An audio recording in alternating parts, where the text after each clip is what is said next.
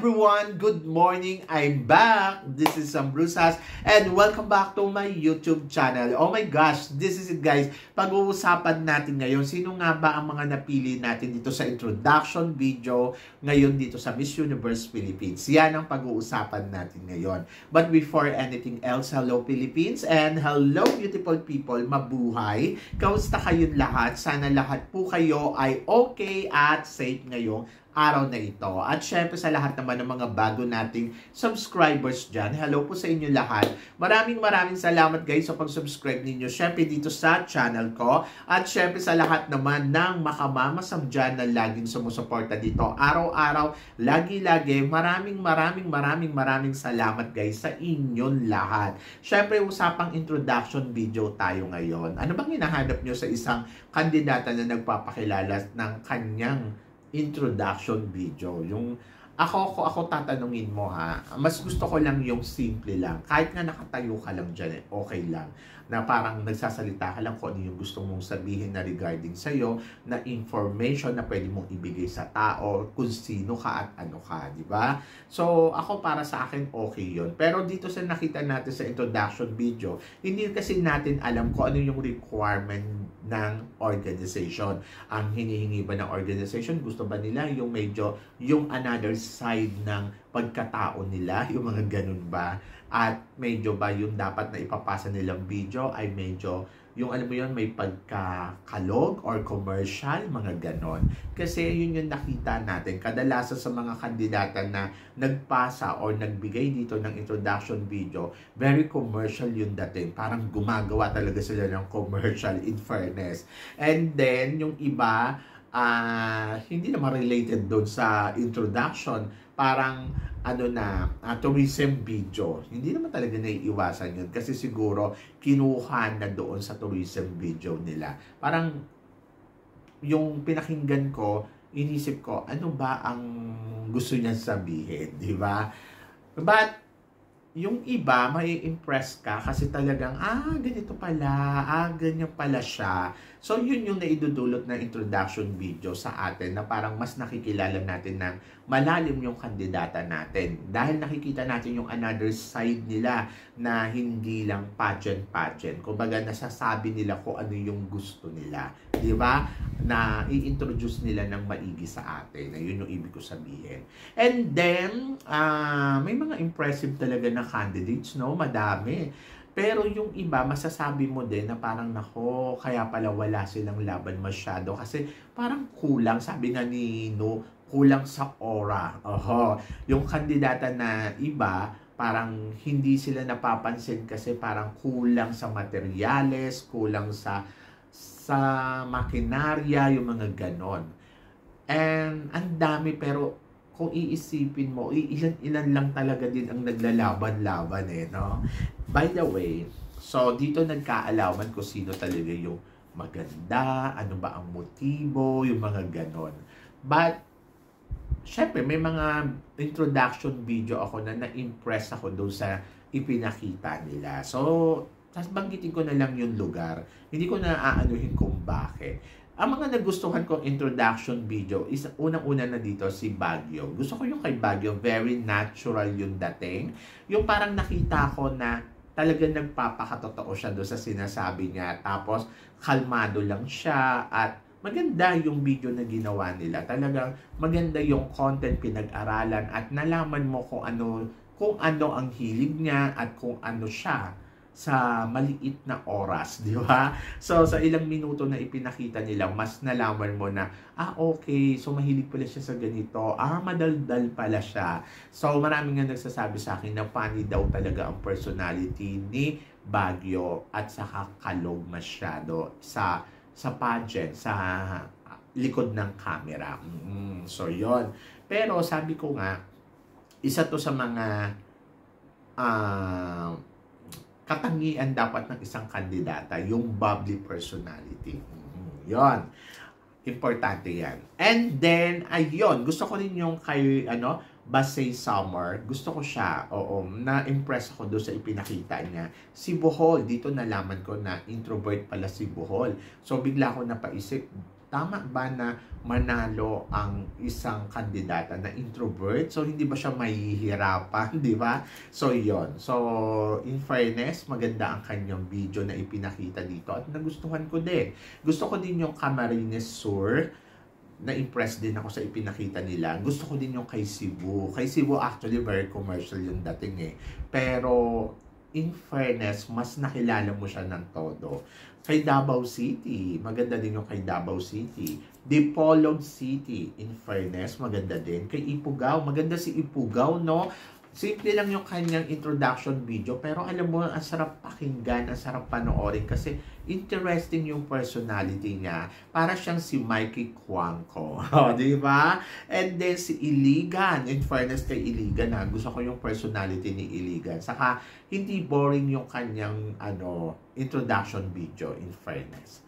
Si Isabela, no, eto, medyo nagustuhan ko kay Isabela kasi parang na-inspired ako doon sa sinabi niya sa kanyang determinasyon. Tapos parang feeling ko maganda yung personality niya. Sobrang bait na bata. Yun yung naramdaman ko doon sa video. And then, in fairness kay Isabela, ano pa ba yung natatandaan ko kay Isabela? Ayun yung pagbubuli sa kanya ng mga kaibigan niya noong kabataan niya. Pero mahilig talaga din siya sumali talaga sa pageant. So in fairness, napakabuting bata at parang pakiramdam ko maganda yung kalooban ni Isabela talaga in person. Si Laguna, maganda yung introduction video ni Laguna kasi nalaman mo yung lahat tungkol sa kanya. Pero na-turn off lang ako doon sa editing nila. Masyadong parang sobra namang edit yung video. But maganda yung detalye, maganda yung content, at nagkaroon ka ng knowledge about sa kanya. So, in fairness, gusto ko. Leyte, nakaka-impress din si Leyte, in fairness. Muntinlupa. Kay Muntinlupa, I'm a little bit disappointed kasi parang feeling ko, magkukwento siya ng regarding paano ba siyang maging nanay, yung paano siya bilang nanay, bilang asawa, 'di ba? Kasi kilala naman na natin si Winwin as a actress. So sino bang hindi nakakakilala kay Winwin Marquez? Syempre hindi niya na ikukwento 'yon. Pero kasi ano ba ang bago kay Winwin after ng pagiging isang beauty queen, 'di ba? Ng Reyna Hispano-Americana. So parang nag-iisip ako, ay bongga magiging content niya kasi after ng pagiging isang reyna, ano naman siya bilang magulang at asawa. So yun yung hinahanap ko dun sa content niya. Pero na-surprise ako kasi parang okay, so another different na hindi natin alam about Winwin, ayun yung inano niya. Pero it's about sa paborito niyang color. So, doon parang, okay, maganda. Kaya nga isa siya sa mga napili ko eh. Maganda, pero nandoon siguro ako na nag-expect ako na ito ang kwento niya. Pero na-surprise ako kasi ito ang ibinigay niya. So, I hope na sana swerte talaga sa kanya ang emerald green. And then, kaya naman pala siya naka-emerald green noong opening show. So, hulaan ko, ang evening gown niya is color green sa coronation night, di ba? So kasi di ba parang sabi niya swerte daw sa kanya, and then nagsuot siya ng emerald green noong Reyna Hispano-Americana coronation night, nanalo siya. Kaya siguro naging niya na, yes, this is my lucky color. And then for sure, emerald green din ang susuotin niyang color sa coronation night ng Miss Universe. Guess ko lang yun, ha. So, pag hindi ka nag-emerald green ako, so, nakakaloka. Anyway, bongga naman. So, Oriental Mindoro. Gusto ko yung kay Oriental Mindoro. Kasi parang yung kwento ni Oriental Mindoro, simple lang talaga siya, no? Pero nakakaloka. 60 plus na pageant na ang nasalihan niya at halos lahat panalo. So, parang biglang pumasok sa utak ko, malakas tong batang to bilang kandidata kasi she know how to do na. Kumbaga parang sa sobrang dami niyang sinalihan na pageant. So, talagang kontesera na siya. So, hindi ako magugulat kung bigla tong makarating sa top 5 si Oriental Mindoro. So, tingnan natin. Abangan natin yan. And then, Pangasinan. Maganda din yung kwento ni Pangasinan. Quezon Province, si Atisa Manalo.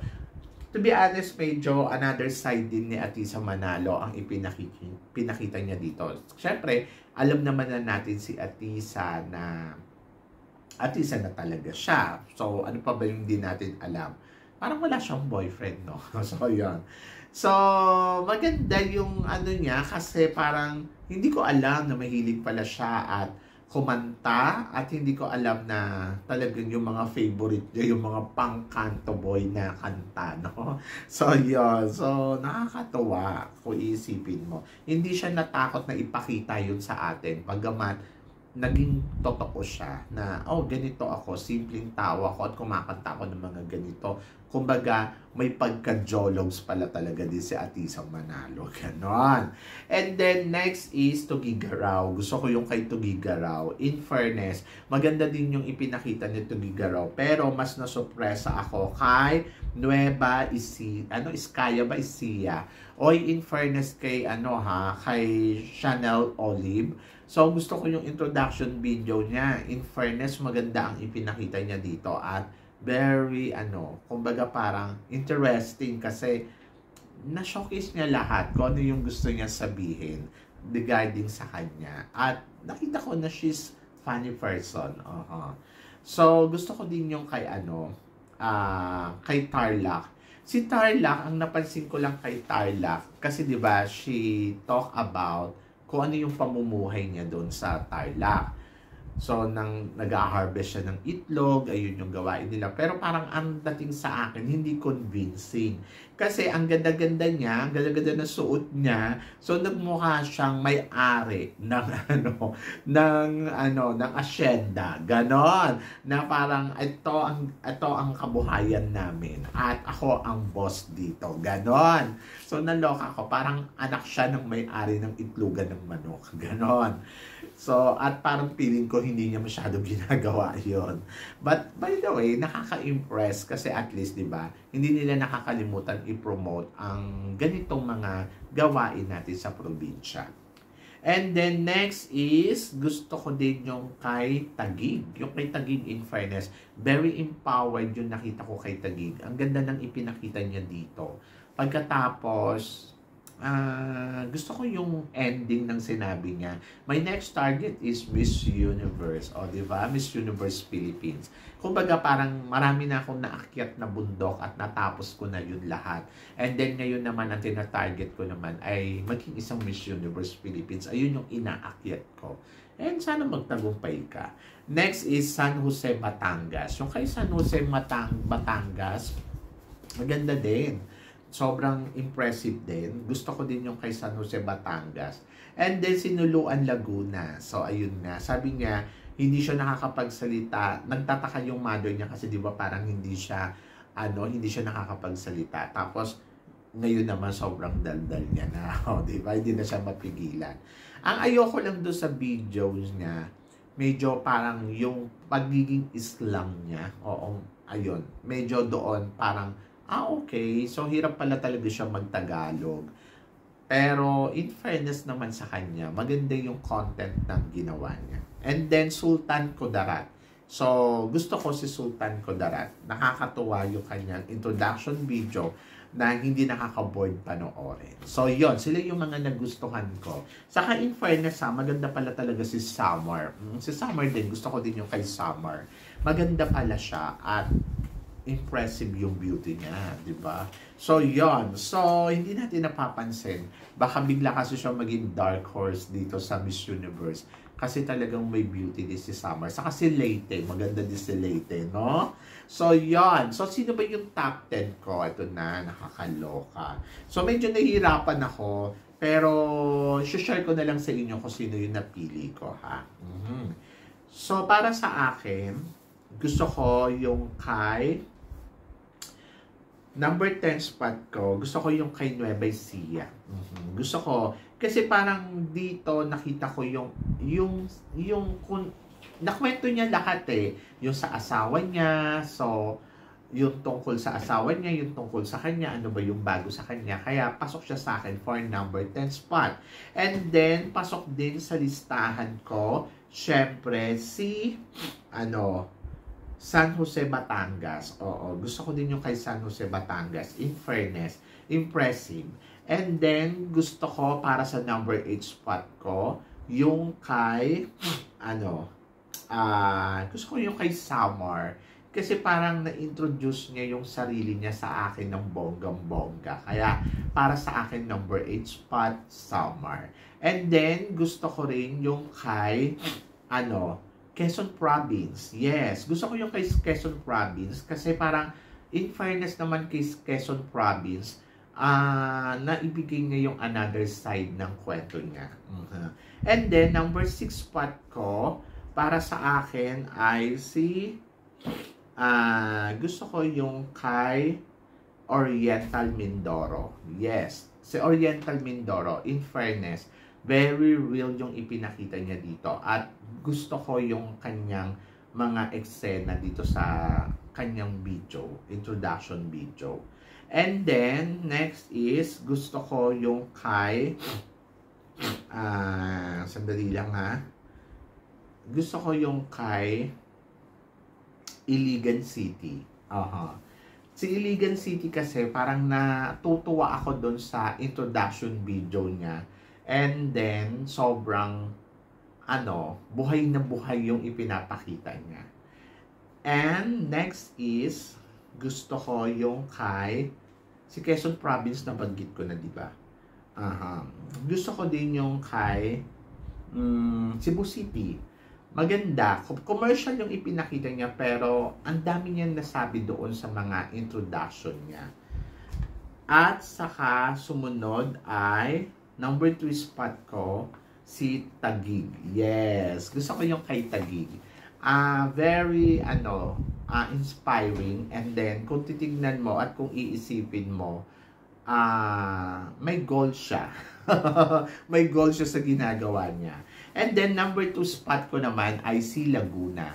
Si Laguna. Si Laguna kasi, para sa akin, sobrang kakaiba yung ipinakita dito ni Laguna. Parang complete. Ayoko lang ng editing niya. Pero maganda ang introduction video ni Laguna.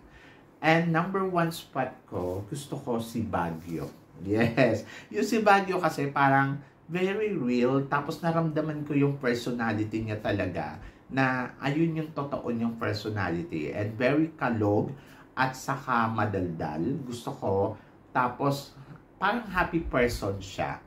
Sobrang good vibes. So, yun. So, sila yung mga napili ko dito sa introduction video. And then, sila yung natuwa ako doon sa mga video nila. Pero lahat naman ng mga binanggit ko, in fairness naman sa kanila, ay talagang impressive yung kanilang introduction video. Mahirap kaya gumawa ng introduction video na mapapa-impress mo yung mga manonood. Pero kasi para sa akin, sila na yung napili ko. So, guys, ano guys ang masasabi ninyo dito sa mga napili natin? And then sa inyo, sino naman ang best introduction video? So, please comment below para at least malaman ko naman kung ano naman ang chika mo. At sino naman ang top mo dito sa introduction video. So, yon. So, guys, maraming salamat po sa inyong lahat sa suporta at pagmamahal na binibigay ninyo syempre dito sa channel ko. At sa mga hindi pa po nakaka-subscribe, please don't forget to click like and subscribe my channel at i-click nyo na rin po ang notification bell para more updated kayo sa aking mga chika. Sabi ng ganon, always keep smiling and laban lang. So guys, hanggang dito na lang. Hanggang sa muli nating chikahan. See you tomorrow. Thank you guys.